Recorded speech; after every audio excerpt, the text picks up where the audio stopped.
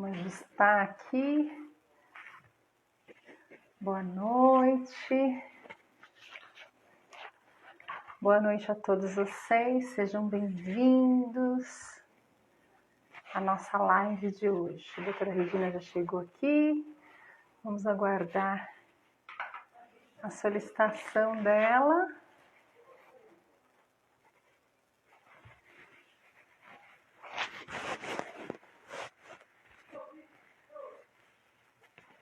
Vamos aguardar. Doutora, pode me... Ó, ela já me enviou, já solicitei. Vamos só aguardar. A internet está ok. Estão me ouvindo bem?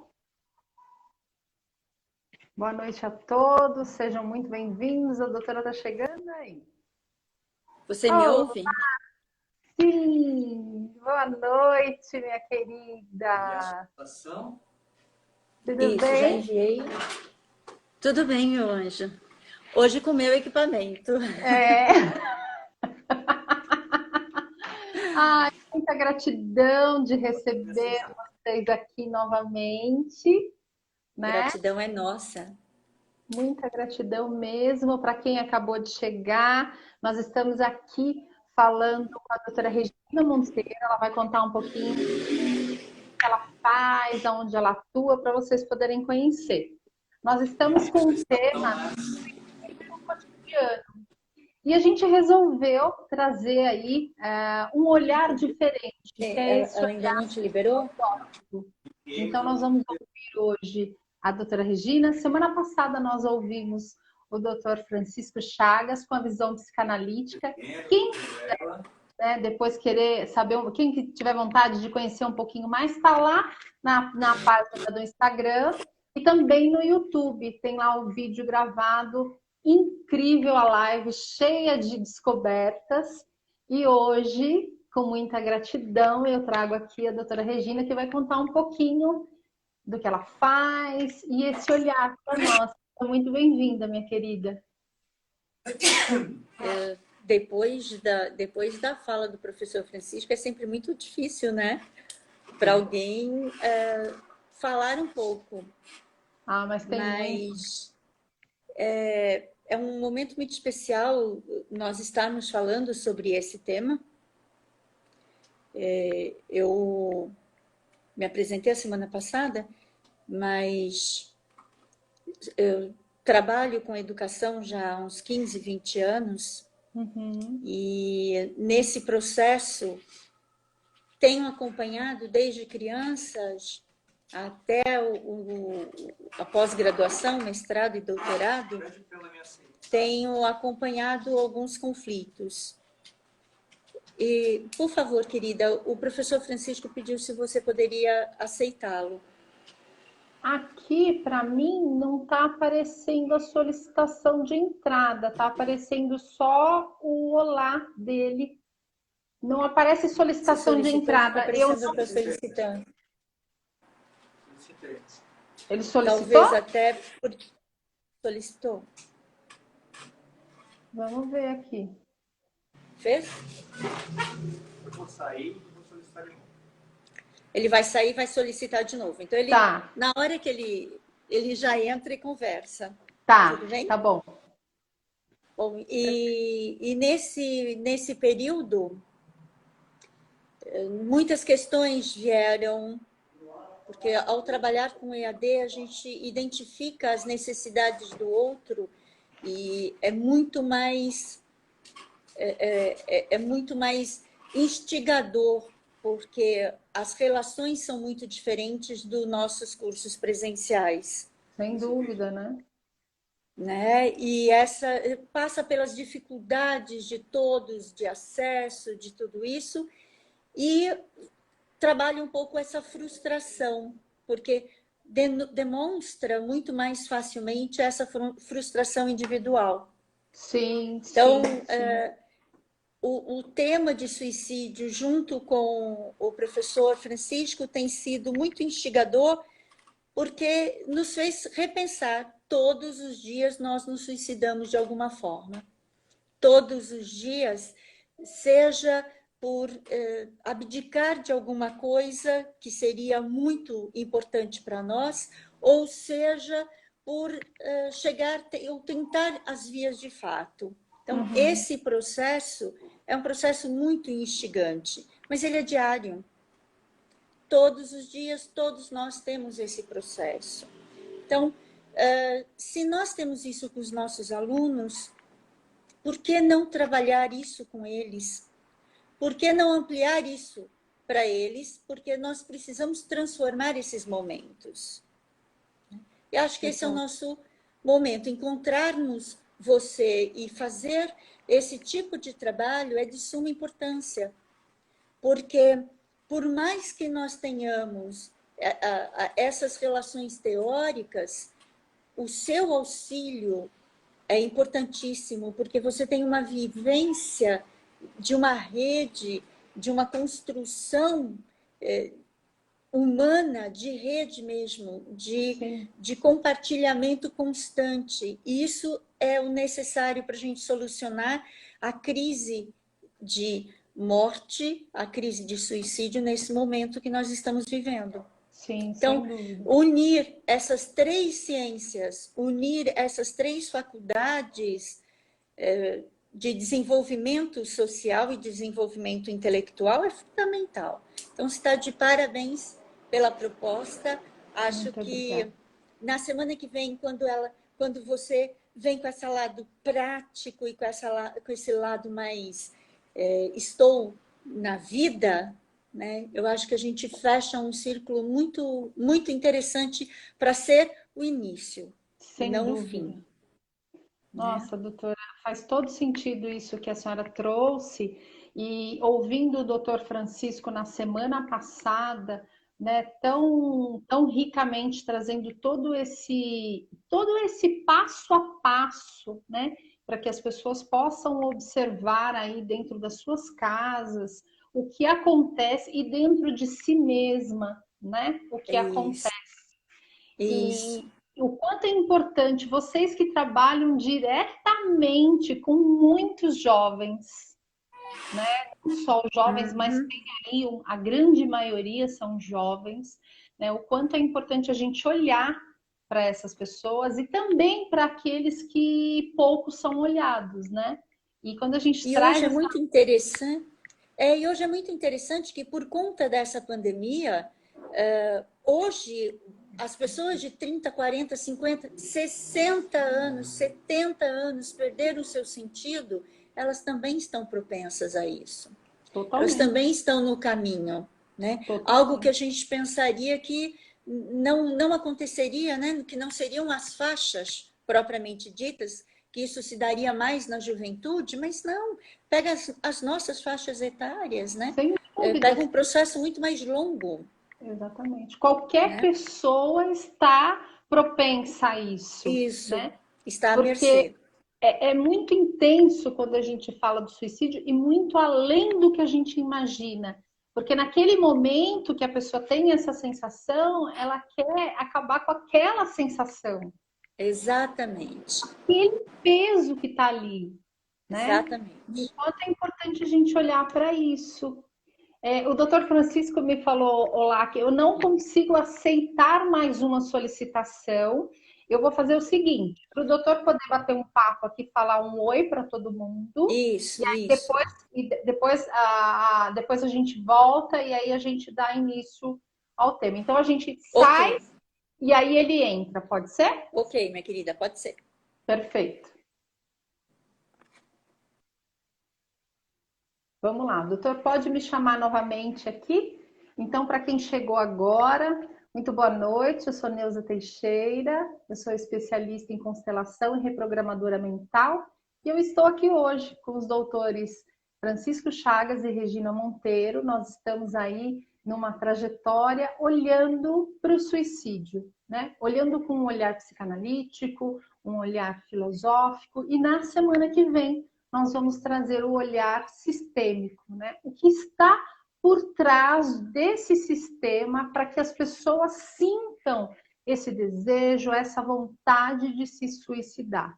Então a gente vem aí com essas três visões, proporcionando um olhar além do que a gente tem percebido diante de tanto suicídio nos tempos atuais. O doutor está chegando, vocês vão ter o prazer de conhecê-lo, de ouvi-lo. Boa noite para todo mundo, beijinho para todo mundo. Olha lá, o doutor chegou. Boa noite, meu querido. Boa noite a todos. Imensamente grato pelo carinho. Já vi que alguns amigos já estão fazendo parte dessa conversa nesse momento. Gratidão aos 674 companheiros que nos acompanharam na semana passada. Esse é um número bastante significativo. Sim, É importante nós termos a ideia de quem estava conosco. Então, minha eterna gratidão.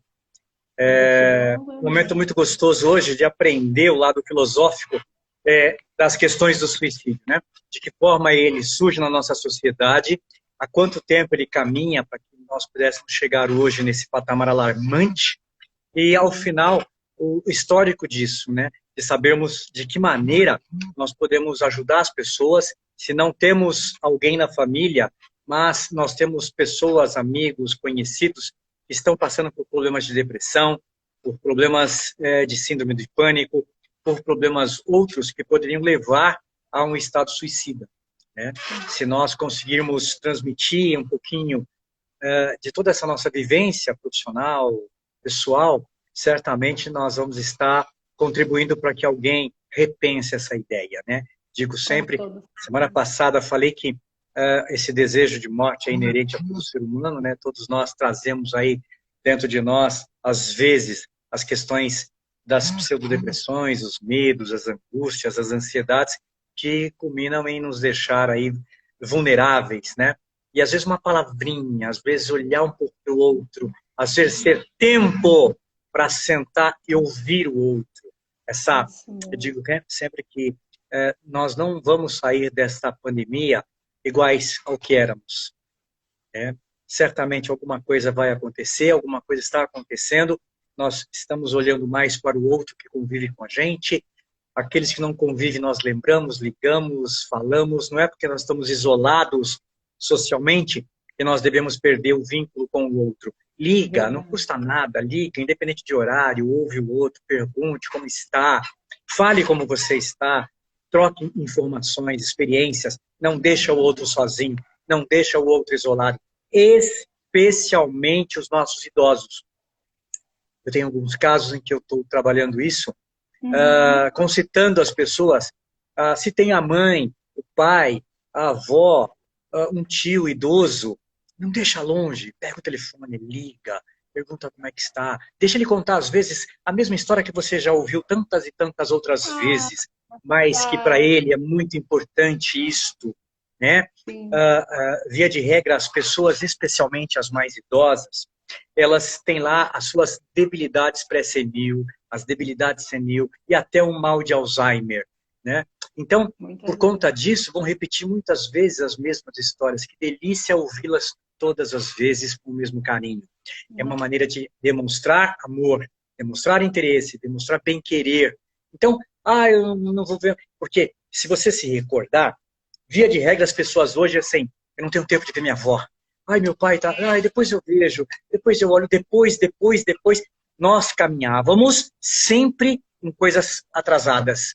A gente sempre tinha alguma coisa para fazer, não é? Quando a gente se permitia 10, 15 minutinhos sem fazer nada, vinha a cobrança. Nossa, que estou aqui sem fazer nada. Meu Deus, tem tanta coisa para fazer. Eu tenho um livro para ler, eu tenho um trabalho para realizar. Eu estou sempre resolvendo os meus problemas. A minha ausência das minhas coisas. Quando olhar o outro, ficava em segundo plano. Quantas vezes a pessoa precisa apenas de uma palavra, de alguém para ouvir aquela angustiazinha que para ela é imensa, né? Acho que para nós era apenas ouvir. Então, aproveitem esse momento da doutora Regina, maravilhosamente bem, vai abordar a questão do suicídio, do histórico do suicídio e das nuances que permeiam todo esse sentimento ruim que é o desejo de morte, tá? Então, vamos acompanhar. Gratidão, obrigado por enquanto. Gratidão, meu querido, muito bom ter vocês aqui com esse esclarecimento. E tinha que ser vocês, para poder, junto comigo, falar sobre esse tema que poucas pessoas têm aí a liberdade de falar, né? Sem o Verdade. receio, sem o medo, porque tudo aquilo que dói, que machuca, a gente resolve não olhar. Mas é É. aí que mora o verdadeiro ponto que você tem que olhar sim e contar o que tem além E disso. você falou uma coisa muito gostosa. A tendência que nós temos de olhar sempre porque é belo, porque é bom, porque está em ordem. E quando nós nos deparamos com alguma coisa que não nos agrada, a gente vira o rosto, a gente olha para o lado. Exatamente o contrário. É o momento de olhar o outro. Uma pesquisa recente mostrava que 85% dos terapeutas, de um modo geral, preferiam atender crianças e não gostavam muito de atender os idosos. E aí me perguntava, mas por quê, né? E a conclusão que eu chego é simples. Quando eu lido com a criança, que é extremamente importante, eu estou me vendo futuramente, eu estou vendo vida, não é? Eu estou vendo evolução. Porém, quando eu trato com o idoso, eu vejo o meu fim, eu me vejo, me projeto nele, no fim que ele está levando, e me identifico com isso, e tenho medo disso, não é? Portanto, eu peço a vocês, por favor, liguem para os seus velhinhas, cuidem mais dos seus velhinhos, porque se chegaram até aqui, certamente foi porque estavam apoiados nos ombros desses gigantes. Bom? Nossa, quisera Professora eu ter os meus aqui para eu Pois é, poder olhar, pois é, cuidar com todo o amor do mundo, né? pois é. Quisera, mas Deus, ele é maravilhoso, ele nos permite Sim, dizer sim, isso. E sim. gratidão. Vamos chamar a doutora Regina? Por favor, por favor. Então vamos lá, pede para ela me solicitar aqui, por favor. Solicite, professora. Olha que papo gostoso, né? O quanto é importante a gente olhar para aquilo que é velado, né? Aquilo que muitas vezes ninguém tem coragem de olhar, né? Porque dói, né? Mexe, mas vamos dar essa oportunidade para nós. Vamos nos permitir olhar além. E hoje a doutora Regina vem com esse olhar filosófico que é extremamente importante e que muitas vezes...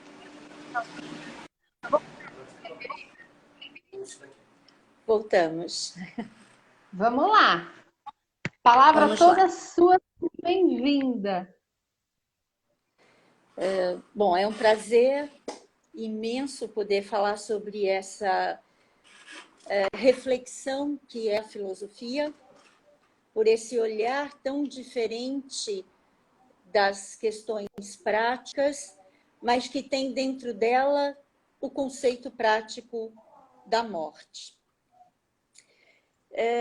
Eu separei de algumas maneiras, não vou trabalhar com a filosofia, com seus grandes pensadores, mas vou permear uma construção um pouco que histórica, para identificar como esse conceito, ao longo da história, vai se modificando para chegar aonde estamos hoje. E depois, porque a filosofia ela nos dá uma possibilidade de pensar nos antagônicos. Então, ela nos dá a possibilidade de ter consciência sobre o que realmente é esse conceito de morte. E o que é essa morte? Quando nós pensamos, quando nós falamos a palavra suicídio, ela é uma palavra muito recente. Ela vem do século XVII, na Inglaterra, com Sir Thomas, e ele vem identificar dois radicais do latim. O sui, que é si mesmo, caedis, a ação de matar. Então, é só a partir da Inglaterra que nós temos o conceito usual de suicídio, que vai estar já vinculado a um princípio médico, científico, de doença, de construção do olhar do ser humano. e não do olhar do conceito que ele representa. Falar de suicídio para a filosofia, na verdade, é pensar a essência da vida, é pensar o direito individual e pensar o direito coletivo. Uhum. É pensar a concepção de Estado, é pensar a... Parece que falhou. Voltou. De honra. Falhou a internet? Falhou um pouquinho, doutora, falhou um pouquinho.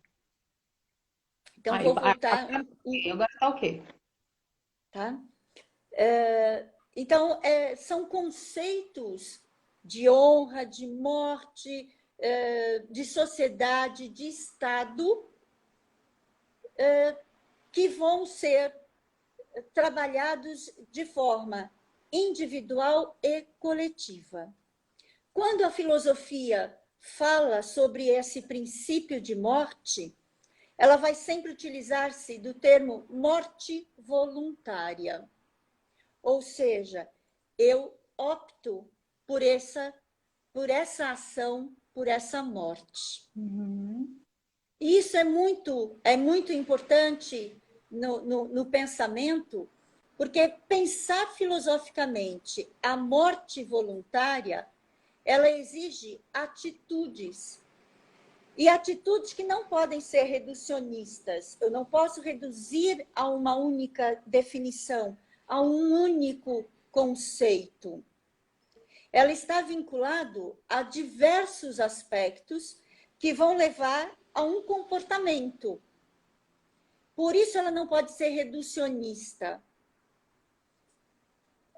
No entanto, assumir essa proposta, assumir essa possibilidade de matar a si mesmo, eu tenho que levar em consideração todos os aspectos biológicos, psicológicos, sociais e especialmente histórico-cultural.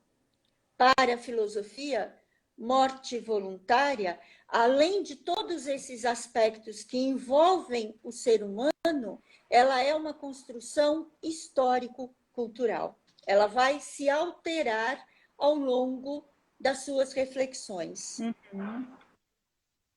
E isso é muito importante porque se tem algo, se tem uma ciência que busca desconstruir os tabus que nós vamos construindo sobre esse conceito de suicídio, é a filosofia.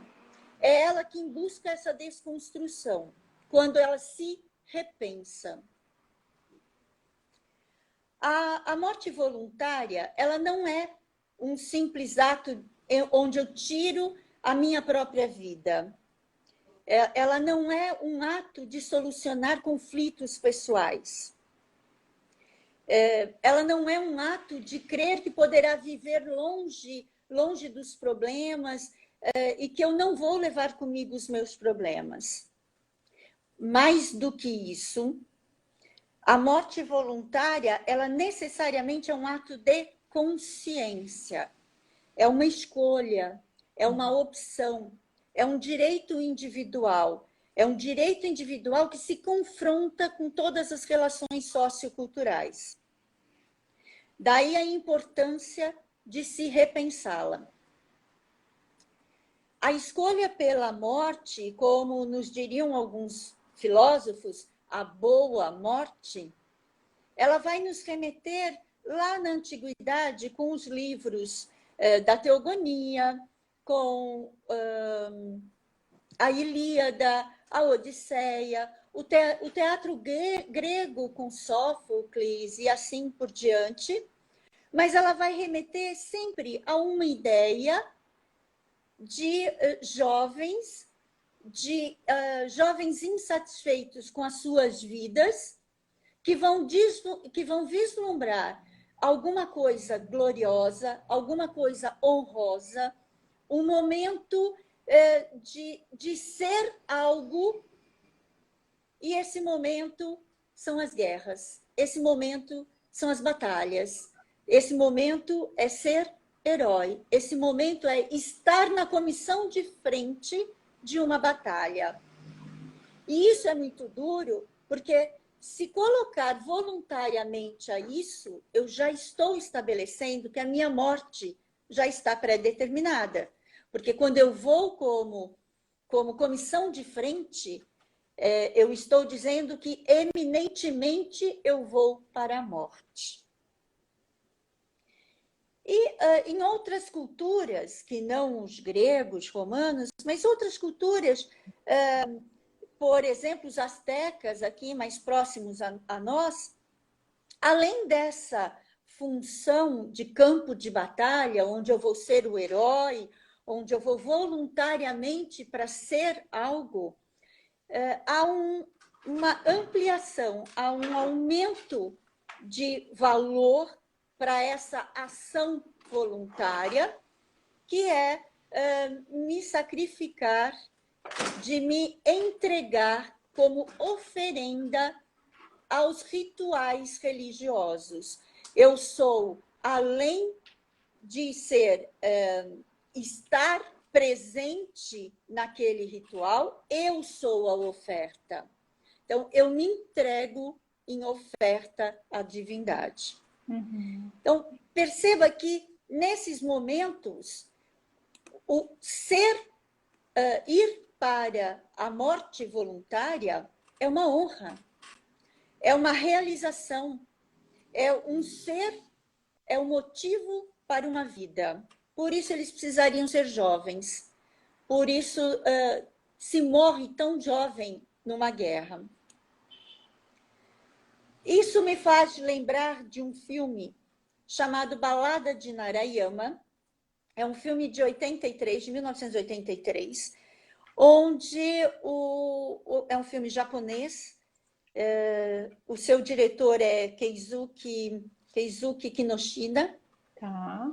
E ele vai remeter a uma cultura japonesa, a uma aldeia japonesa, que tem como finalidade, eles estão no meio do inverno pesado, e lá eles só tinham verão durante 3 meses, o restante é neve contínua, e eles têm, nesse momento, eles têm uma população grande para pouca alimentação, já que só 3 meses eles possuem verão para que possa o gelo desgastar e produzir e ter a sua produção alimentar. Então, naquela aldeia são poucas famílias e tem-se por regra que todos os idosos, a partir dos seus 70 anos, devem ir para o Morro de Narayama e deixar a sua família para que não seja mais uma boca comendo. E aí as regras são 2 itens. Ou eu tenho 70 anos, ou eu não tenho dentes que não me dariam o direito de me alimentar decentemente.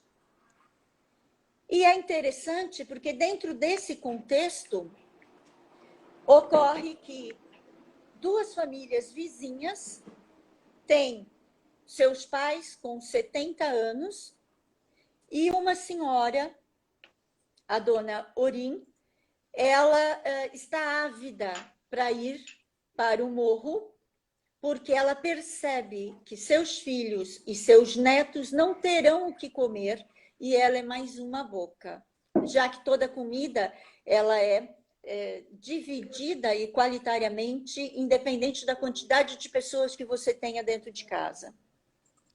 E no seu vizinho tem um outro filho que está doido para que seu pai vá embora e cumpra as suas obrigações, mas o pai não quer ir. Ele tem todos os dentes na boca, tem 70 anos, mas ele se recusa a ir. O filme é muito interessante porque ele passa por esses 2 conceitos de morte. A morte que eu quero, a morte que eu almejo como solução e como salvação, e a morte que eu sou obrigada a ir. E as duas famílias levam seus pais de formas diferentes. Na família da dona Orim, o filho vai tristemente levá-la para a morte e ele a carrega no colo, deixa com ela um fardo de alimentos para que ela possa se alimentar naquele espaço, mas ela devolve para que o filho volte do morro e ela vai feliz. Ela pede, ela busca esse reconhecimento que os astecas, que os gregos tanto dizem da morte voluntária. Por sua vez, o outro senhor, ele não consegue, ele não tem vontade, ele não quer. Quando ele sobe, obrigado, e vai reclamando o tempo todo e pedindo para retornar para a aldeia, o filho o joga penhasco afora. E aí é muito interessante, porque nós voltamos para esse conceito de morte voluntária. Quando eu me coloco à disposição para, em função da minha morte, salvar o outro. Platão vai trabalhar um pouco isso também, mas de uma forma um pouco mais densa, que nós vamos encontrar nos filósofos anteriores. Ele vai apontar para a gente que a morte voluntária só seria legítima caso o agente da ação, nós, sofrêssemos de doenças crônicas, incuráveis, dolorosas, ou que nos trariam a certeza de um destino miserável. Então, se eu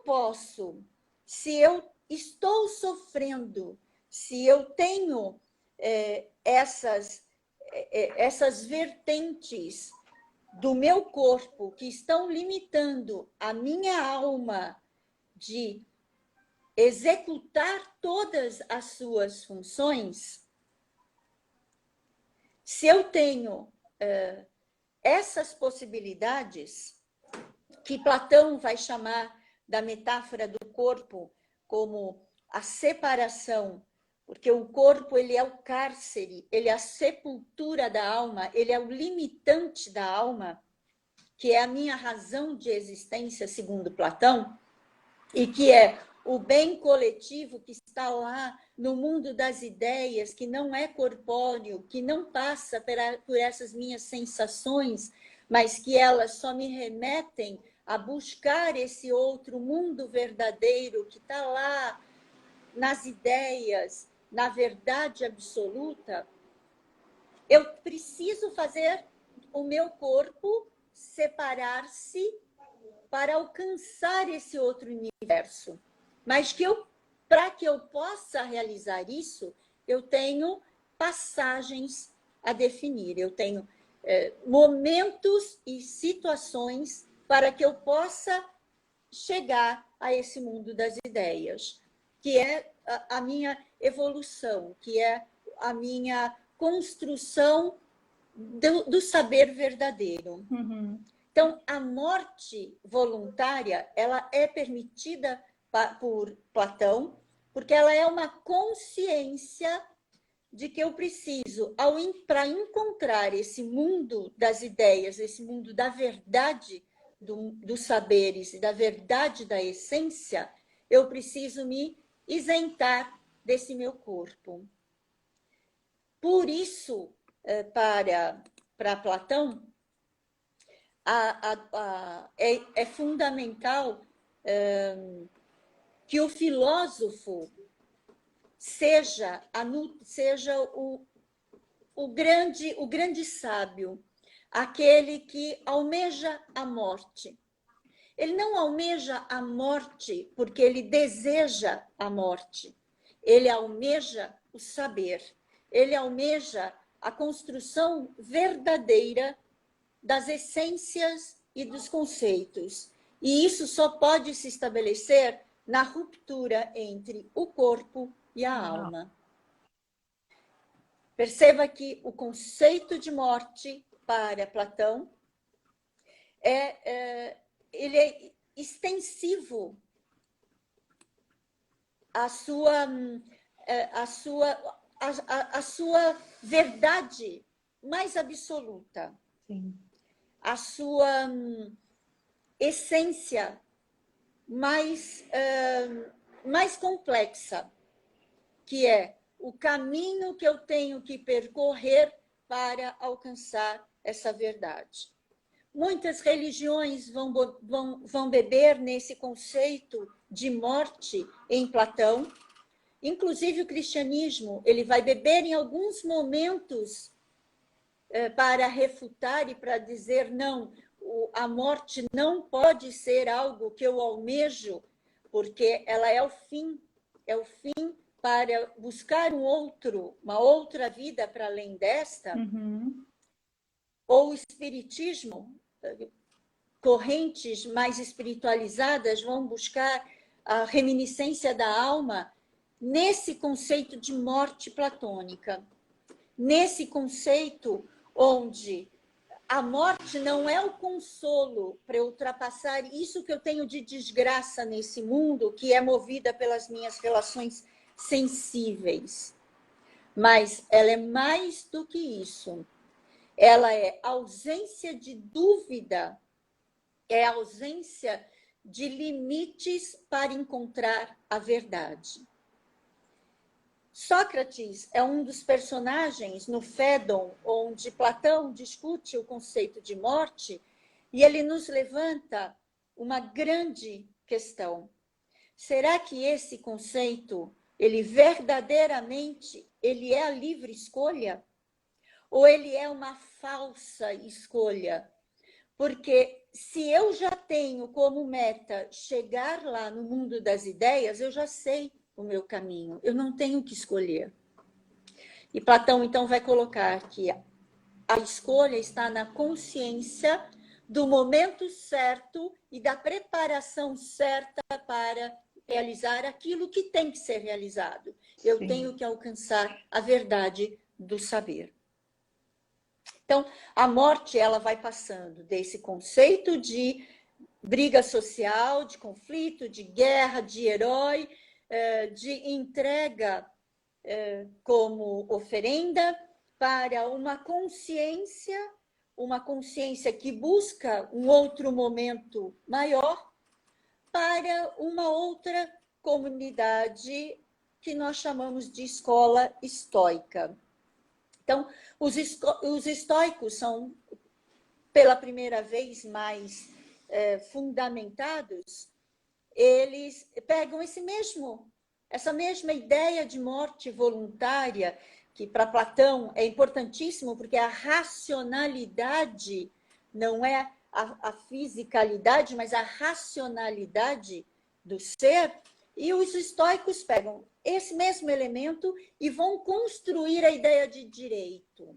Então, eu tenho direito à morte voluntária. E aí é uma opção minha escolher essa morte voluntária. E escolher de acordo com determinadas circunstâncias. O ato propriamente dito, ele pode passar por 3 elementos muito importantes. E que só um desses elementos, uma dessas categorias, é que vão poder ter o direito de ter a morte voluntária. Num primeiro momento, os estoicos definem os sábios. Os sábios são aqueles seres movidos pela racionalidade, sem que nenhuma situação o impedisse de praticar a virtude. A virtude é esse encontro com a essência racionalmente. E só eles, por terem essa capacidade de julgar o momento certo, sem as interferências das mazelas emocionais da vida cotidiana, é que poderão ser e poderão ter a morte voluntária. Um segundo elemento, uma segunda categoria para os estoicos são os stults. E eles são movidos pelas opiniões, pelas sensações. Eu crio uma opinião a partir dos meus sentidos. E como eles são movidos por essas opiniões, eles não são capazes de visualizar qual é o momento adequado para fazer uso do meu direito de vida e de morte. Portanto, os stults também não terão a possibilidade de escolher a vida e a morte. O terceiro elemento, e isso nos remete muito à live do professor Francisco na semana passada, são os proficientes. Eles já são pessoas, são seres que não estão aptos em momento algum para julgar qualquer sentido, porque eles perdem o seu sentido de viver e de morrer. Eles são totalmente movidos pelas inconstâncias da vida, pelas circunstâncias que diretamente interferem na sua racionalidade. Portanto, os proficientes não têm razões para viver. Eles não têm razões passionais ou problemas pedagógicos que os impeçam de refletir, de pensar, de serem racionais, mas eles não têm habilidades porque são sentidos que movem a sua vida. E como são os sentidos, eles perdem o sentido, eles perdem o seu motivo de vida. E o professor, na semana passada, falou brilhantemente sobre o Carl Funk, que fala sobre o sentido da vida dele num determinado momento, em uma situação de extrema... foi em Auschwitz, não foi, professor? Que em Auschwitz ele se confronta com a morte diretamente e ele precisa reconstruir o seu sentido para sobreviver.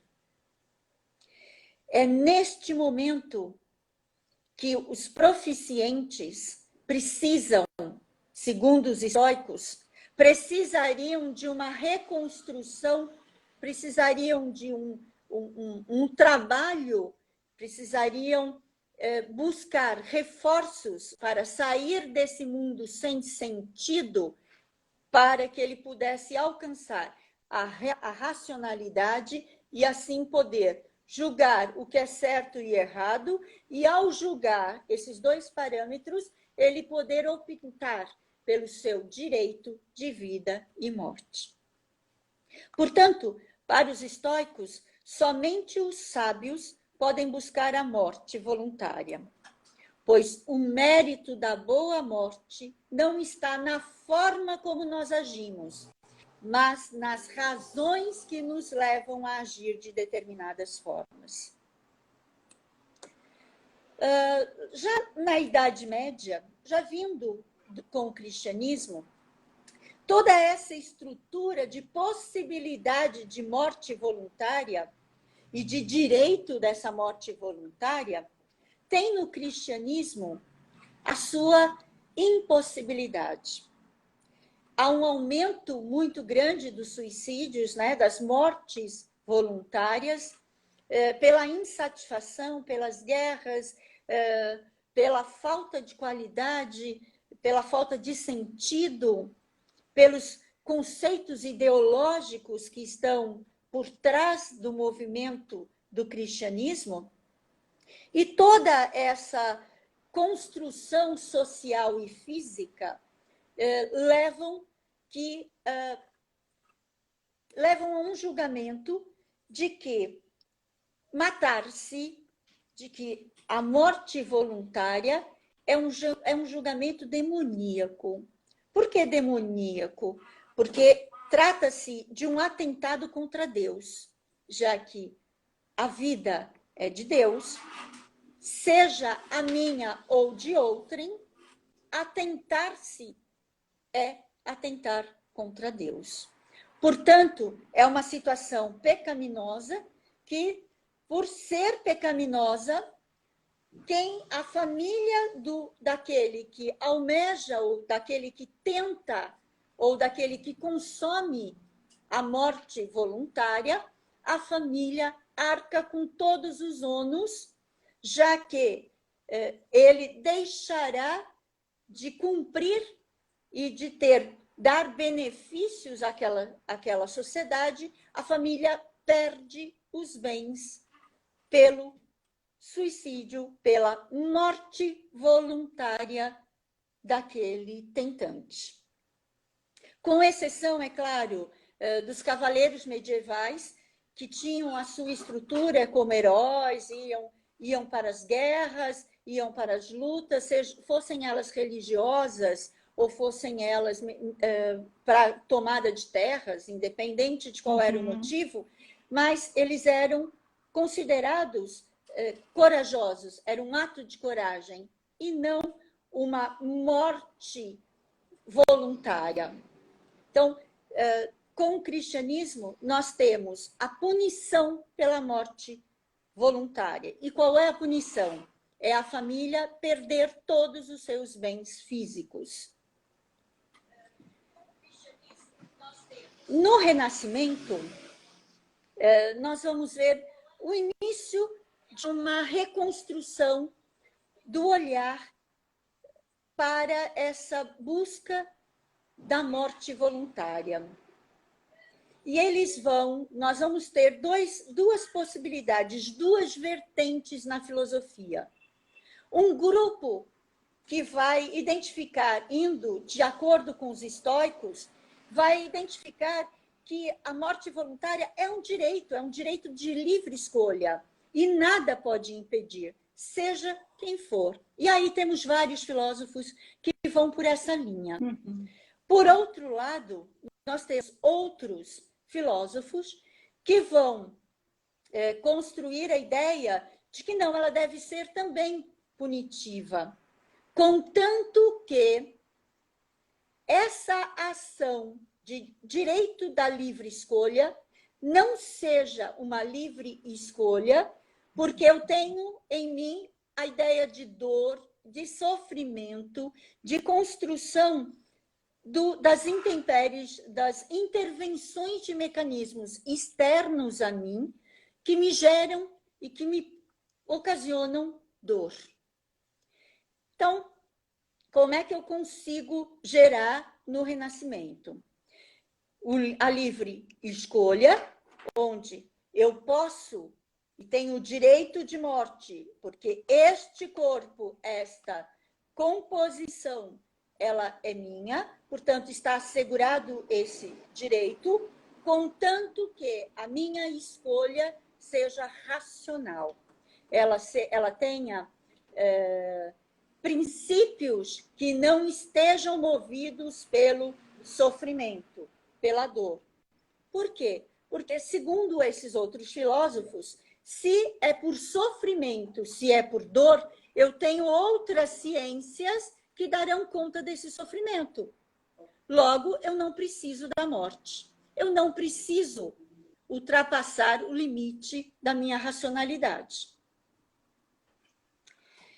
É no século XVII, com o avanço da medicina, que a morte voluntária passa a ser considerada doença e não mais um princípio racional de escolha e de direito. E, nesse momento, nós temos a depressão e o humor melancólico vinculado ao conceito de morte voluntária. No século XVIII, o iluminismo ele vai trazer os estudos sobre as emoções e as pessoas, que o professor Francisco também remeteu na semana passada. E ele vai trazer, então, o conceito de suicídio vai sair dessa construção de direito para uma construção de pessoalidade, de tratamento dispensado àqueles que buscam encerrar a sua vida. É um tratamento de condições emocionais, sociais e fatores que conduzem a esse caminho. É muito interessante que, também retomando a live do professor a semana passada, quando ele fala a respeito dos fenômenos de nós reproduzirmos o suicídio a partir do falarmos sobre ele, em 1774, Goethe publica um romance chamado O Éter, e esse romance, o personagem principal é o Éter, e ele vai reproduzir um efeito social fortíssimo de suicídio e de comoção coletiva. Goethe promove a quebra de relacionamento, a quebra do romance desse seu personagem, e ele se suicida. Ao se suicidar, toda a Europa, lendo e se comovendo pela obra, passa em série aos suicídios, em série às mortes voluntárias.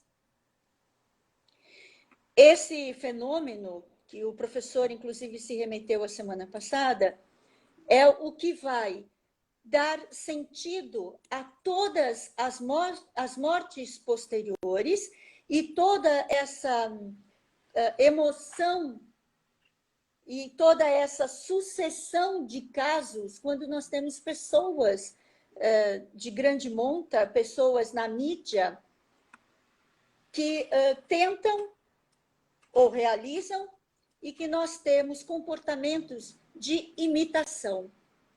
Então, esse efeito éter é a imitação a partir desse reflexo e dessa construção negativa, entre aspas, porque ela é de acordo com uma proposta e de acordo com uma visão de morte voluntária, que faz com que elas sejam reproduzidas.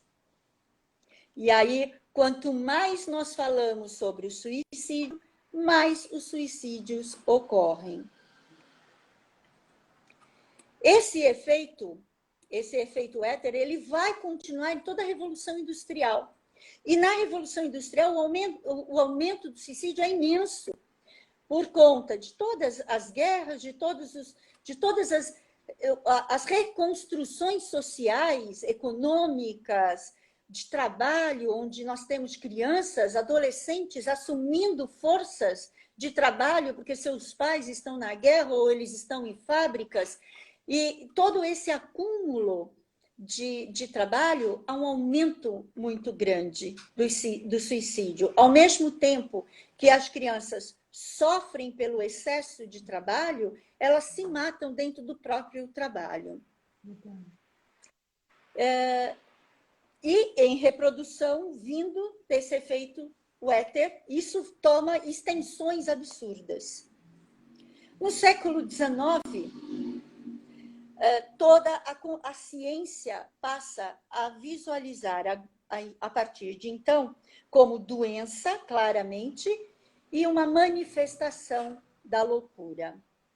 Por que da loucura? Porque ela leva em consideração o sofrimento, a dor, o buscar o fim da vida, não pelo delito, não pela consciência, não pela racionalidade, não pela escolha, mas pela doença, pela fraqueza, pela ausência de força na sua dor, no seu sentimento, na sua fraqueza, no seu sofrimento. E isso é muito importante, porque é o momento que nós vivemos hoje.